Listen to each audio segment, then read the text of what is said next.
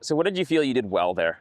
There's a lot of parts in the golf swing which contribute to a good strike, but if we're talking just about the compression of that shot and the way it felt off the face, really a big component of that was creating sufficient, for a simplistic term, lag in the downswing to help me get shaft lean, compression, good quality strike. Right.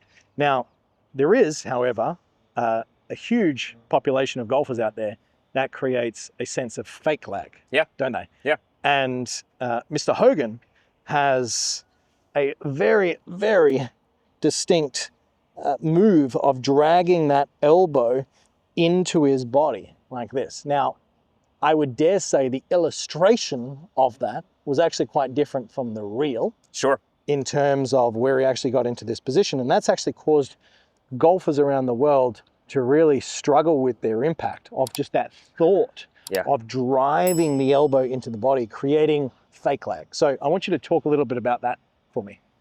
Well, I've seen many players go down that rabbit hole of trying to recreate that position. And it's almost a guarantee that when I see players attempting to feel this, they deliver this part of the golf club, the hosel, far too often. Okay, it's a recipe for a shank. Yeah, for sure. So let's say a player is getting themselves into a position, they're driving this elbow in. We usually see that coupled with the lead shoulder getting quite high. Sometimes the lead arm flying off the body, and they might make it work that way. But at the end of the day, if we were to look at where the hands are in space, they're simply too high relative to where you would see an actual professional golfer there. So how would a player like this get out of this habit? So we need to be able to keep width through the start of the downswing. We need to be able to keep some space, but allow the lag to happen more so within the wrist joints. Yeah. And we just did a great video on creating a wide to narrow golf swing and the correct way to do that. So go and check that out. But here we're talking about the wrist creating the lag and not a drag of the arm and elbow into the body. So let's assume that I've created a functional backswing, everything's looking really good. What is the feeling player should have from the top instead of driving the elbow in? So I'd want you, from an arm standpoint, to still feel like you can keep this space. So if I push into you, I want you to still have some resistance pushing back into me. Now, from a golf club standpoint, if I push on the golf club, I want you to allow the wrist to change to enable the club to fall back towards you.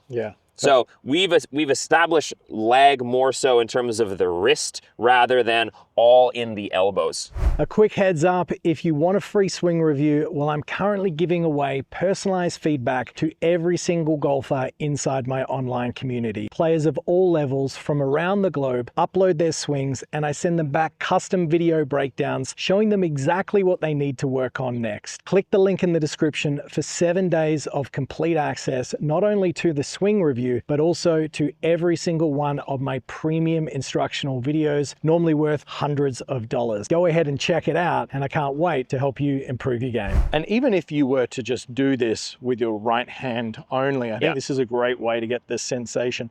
And I think if we start with the golf club a little bit higher up, let's say belt height, and assume you're trying to get the golf club coming back to the same point.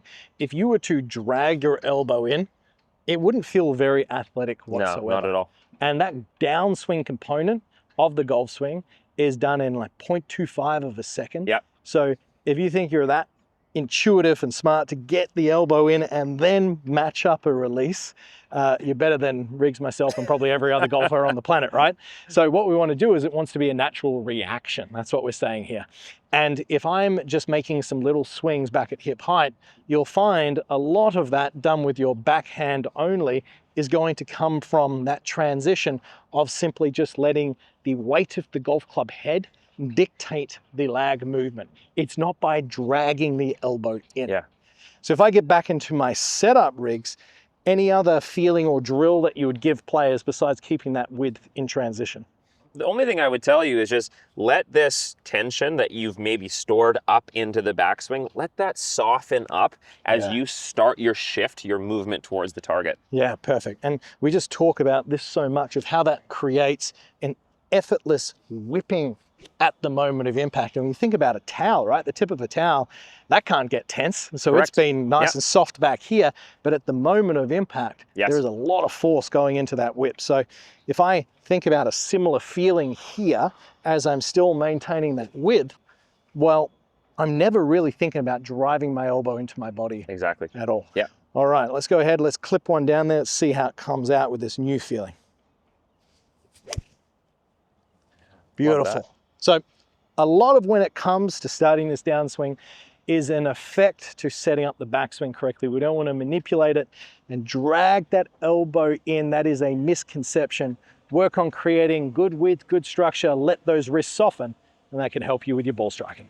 Thanks for watching this video. YouTube thinks that you would benefit from watching this one next. So click that card and it could be the tip that you need to take your game to the next level. I'll see you next time.